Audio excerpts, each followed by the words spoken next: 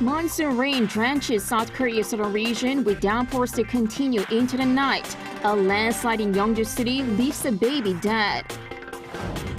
South Korea posts an increase in all three measures of industrial activity, production, spending, and investment. Yet no signs of a notable economic recovery as the chip industry continues to struggle. South Korea's Bucheon International Fantastic Film Festival is underway, a one-of-a-kind film festival offering a chance to explore alternative films and indie actors.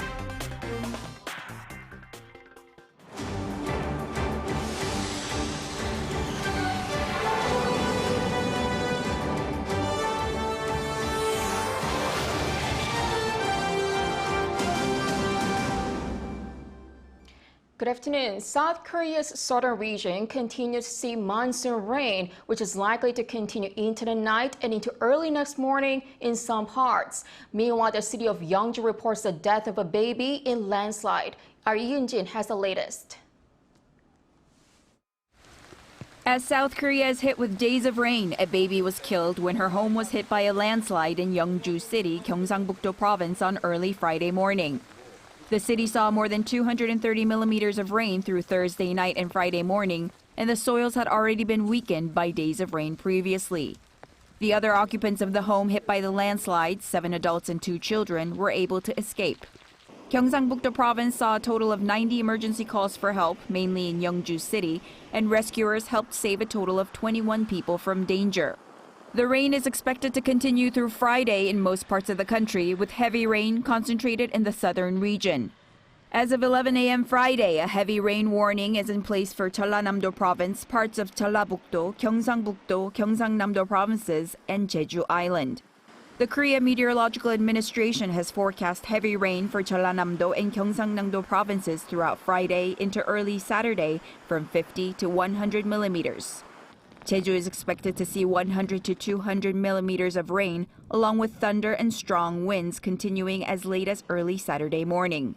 The capital region is expected to see significantly less rain. While on Saturday, the country is expected to see some respite from the downpours, clouds are on their way from the south, and Jeju is expected to see monsoon rain again on Sunday. Yeonjin, Arirang News.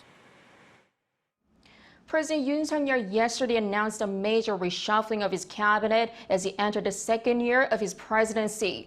Among the 15 nominees is the Unification Minister nominee Kim Yong-ho, who is likely to take a tougher stance on North Korea, and former Olympic weightlifter Jang as Vice Culture Minister. Our presidential office correspondent Kim Do-yeon tells us more. Unification Minister nominee Kim says he wants to lay the foundations for resolving the North Korean nuclear issue and improving inter-Korean relations. The professor of political science at Seongshin Women's University is a conservative hardliner on North Korean issues, but was once a leftist during his college days. But in a statement to the media on his potential new office on Thursday, he was very brief, saying all specific questions will be answered during his confirmation hearings. I will come up with unification measures based on liberal democracy and basic order, and work hard to gain a public consensus. According to presidential officials, Kim was nominated because he had already served as a presidential secretary for unification in the past and is currently involved with the Unification Ministry as chairman of its Unification Future Planning Committee.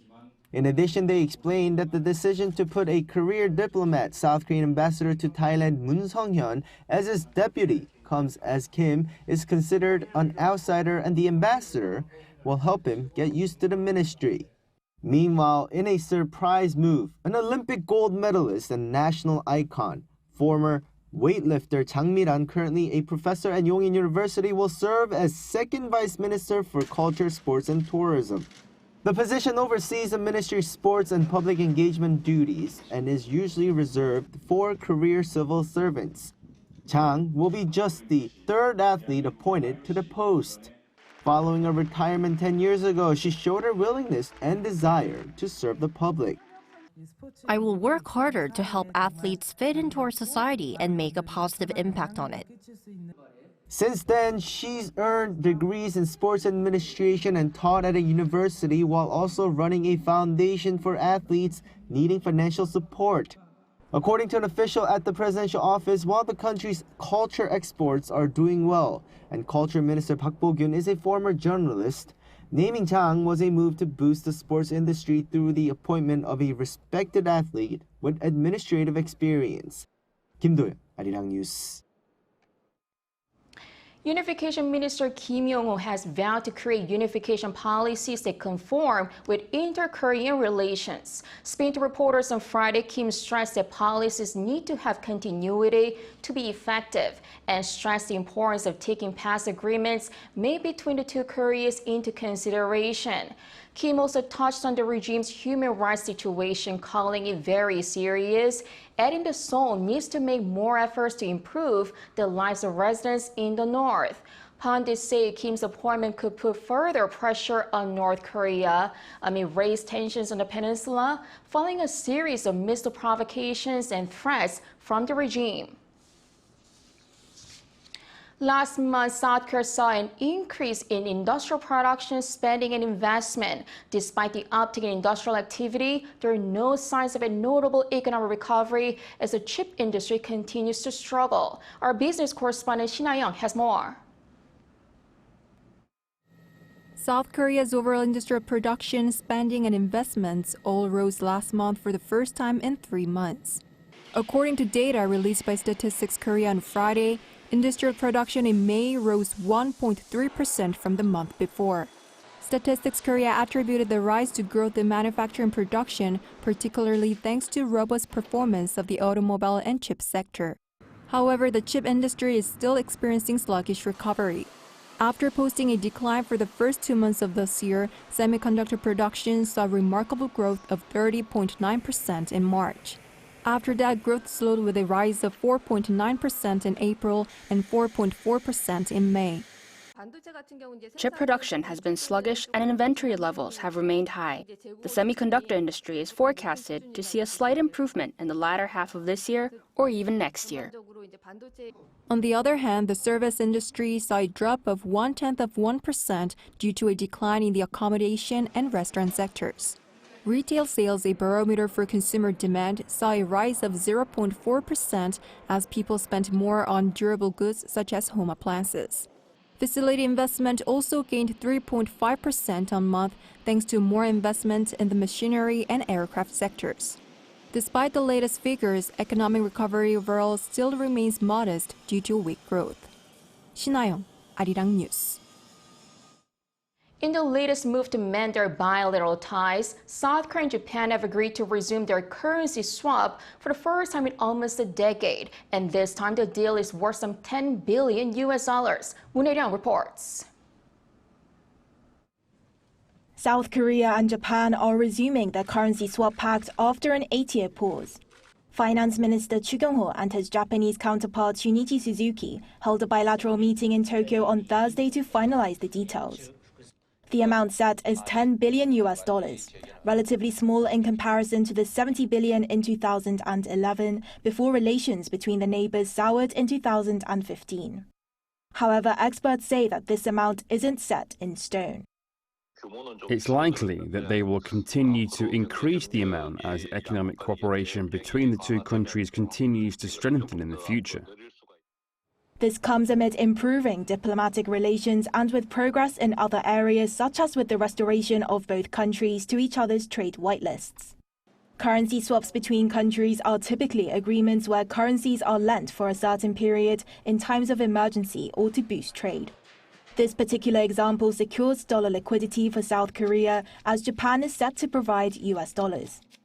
While there is no great need for South Korea to secure dollar liquidity as its foreign reserves rank 9th in the world with a total of $421 billion as of May, this deal holds significance as it strengthens its financial safety net. It also holds a lot of meaning as it marks a resumption of monetary cooperation between South Korea and Japan after its expiration back in 2015. With this latest agreement reached between Seoul and Tokyo, watchers expect this to be a starting point for economic cooperation to flourish between not only South Korea and Japan, but also with the United States. 문혜련, Arirang News. Despite higher interest rates, the U.S. economy showed a surprising durability, growing at 2% annual pace in the January to March period. The U.S. Commerce Department released a figure on Thursday, sharply upgrading its first quarter assessment of the nation's gross domestic product, the total output of goods and services, from the previous estimated annual rate of 1.3%. Despite the uptick, it still shows a slowdown from the two preceding quarters, largely due to a series of rate hikes aimed at curbing inflation. The Federal Reserve Chair has hinted at 2 more rate hikes to come, prompting concerns of a contraction in consumer spending, which accounts for 70% of the U.S. economy. The U.S. Supreme Court decided that colleges and universities can no longer take race into consideration when it comes to admissions. President Joe Biden slammed the court's decision that ended decades of so-called affirmative action. Lee Seung-jae has more. The U.S. Supreme Court on Thursday ruled 6-3 that U.S. colleges and universities can no longer apply affirmative action as a specific basis for granting admission, meaning race can no longer be taken into consideration in tertiary level applications. The landmark decision reverses a decades-long precedent that benefited Black and Latino students when entering higher education. According to Chief Justice John Roberts, Harvard and University of North Carolina admissions programs violated the Equal Protection Clause as they failed to give measurable objectives to justify the use of race in admissions. He added that affirmative action programs in the 2 schools unavoidably employ race in a negative manner, involve racial stereotyping, and lack meaningful endpoints. While the majority opinion by the U.S. Supreme Court does not formally overturn affirmative action in higher education, it will make it virtually impossible for colleges and universities to take race into account for admissions from now on.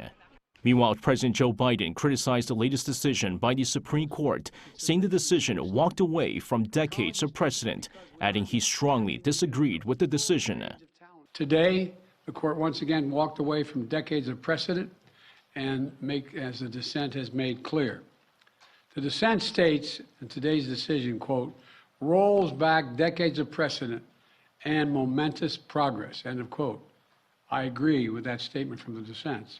Despite the latest decision by the top court, Biden urged schools to continue considering racial adversity for applicants. He says discrimination still exists in America and that the Supreme Court ruling was a severe disappointment. The affirmative action ruling is the latest in recent reversals by the Supreme Court, including a ruling on abortion rights. Lee Seung-jae, Arirang News.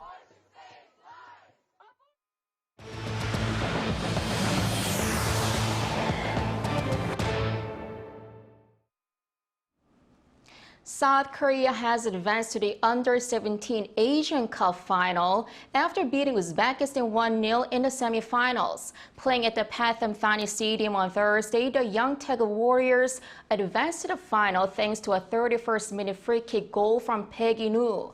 And after Japan defeated Iran 3-0 in the other semifinal, the Korean squad will take on rivals Japan in Sunday's final at 9 p.m. Korea time. The match will be the first time the countries have met in an Under-17 Asian Cup final. South Korea previously won the tournament in 1986 and 2002.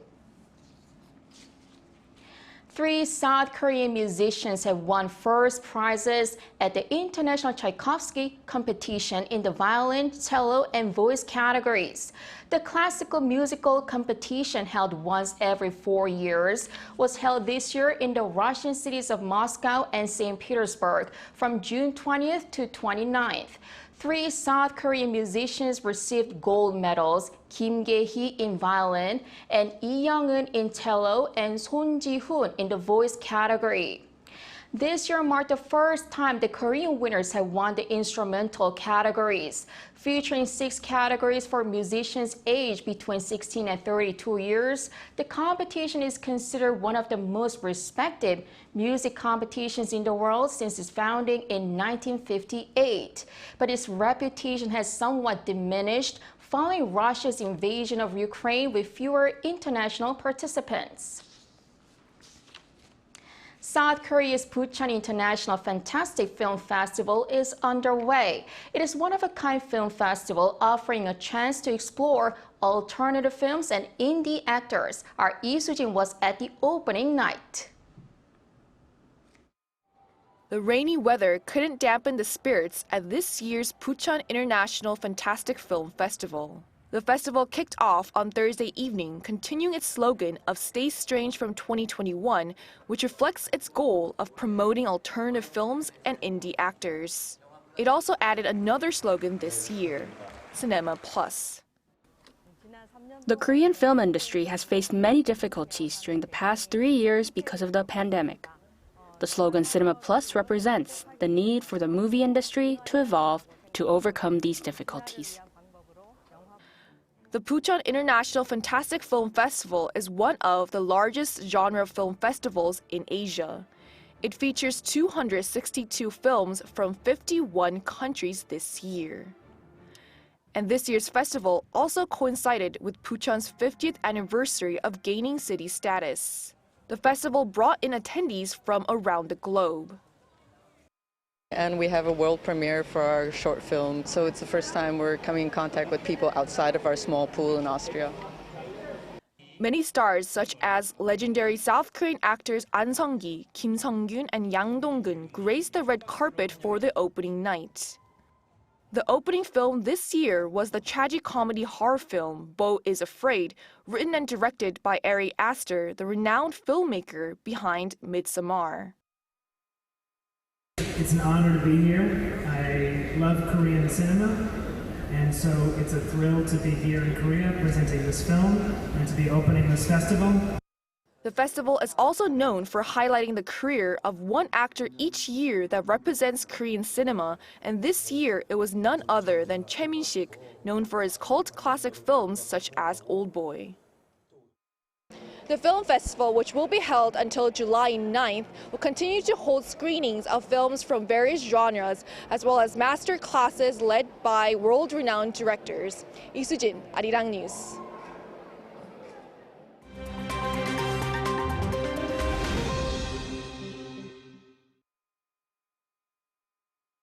Let's take a look at what's going on in the world now. In Russia, sources quoted by the Associated Press say that a top general has been arrested following the uprising by the mercenary Wagner Group, which was aborted on Saturday. The person reportedly detained is General Sergei Surovikin, the deputy commander of the Russian group of forces fighting in Ukraine. It's not known what charges he faces or where he has been detained. But the military leader is reported to have known about Wagner's plans to stage the insurrection days before it happened. He is also said to have long-time links to Yevgeny Prigozhin, leader of the mercenary group. Surovikin, known as General Armageddon for his brutal tactics, initially led strikes on Ukraine's infrastructure, but was later replaced by General Valery Gerasimov. Gerasimov's whereabouts is also unknown, as he has disappeared from public view since the aborted mutiny. Moving on to health, the World Health Organization's Cancer Research Division appears set to list one of the world's most widely used artificial sweeteners as a possible carcinogen. A report by Reuters news agency says that aspartame will be added under the designation possibly carcinogenic to humans, as there is some limited evidence linking aspartame to cancer. The title is the least serious categorization in the WHO's three-tier carcinogen warning system. The WHO has been previously criticized for publishing confusing assessments and creating panic over ingredients that can be difficult to avoid. Aspartame is found in products such as diet sodas, bottled teas, and chewing gum. Now turning our attention upwards, Virgin Galactic joined the space tourism industry on Thursday after successfully launching its first commercial flight. Taking to the skies above the New Mexico desert in a spacecraft called Unity, the company's first paid voyage carried 3 Italians who wished to conduct experiments in zero-gravity conditions. The achievement is nearly 20 years in the making, since founder Sir Richard Branson started the company in 2004. He is now aiming to send the roughly 800 people who have already bought tickets into space. In contrast to competitors SpaceX and Blue Origin, Virgin Galactic sends its passengers into space by launching its spacecraft from beneath the wing of a larger plane whilst in the air. And finally, for the first time, astronomers have heard the low-frequency humming of large gravitational waves that are moving through the universe. They managed the feat by measuring light across a galaxy-wide array of flashing pulsar stars, which are the spinning remains of exploded stars. The discovery, which was announced on Wednesday, took a decade, requiring collaboration between researchers based all over the world. It's theorized that the waves started soon after the Big Bang and are emerging from pairs of supermassive black holes that weigh as much as billion suns and are spread throughout the universe. The long-awaited find was made difficult by the waves' faint nature and the fact that they vibrate at timescales that are decades long. Matthew Ashley, Arirang News.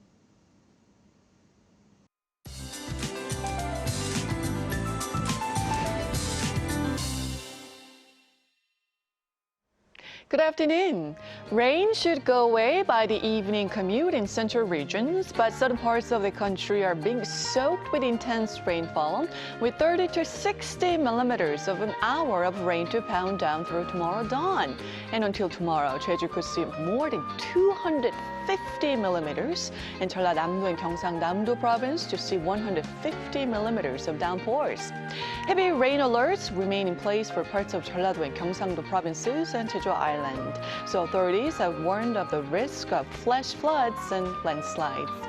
Meanwhile, afternoon highs in central areas should go up 3 to 5 degrees higher than yesterday, hovering in the low 30s this afternoon, similar to slightly lower in the south along with light showers.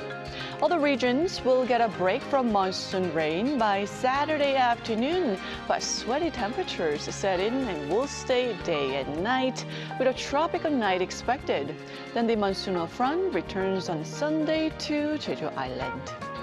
That's Korea for you, and here's a look at the international weather conditions.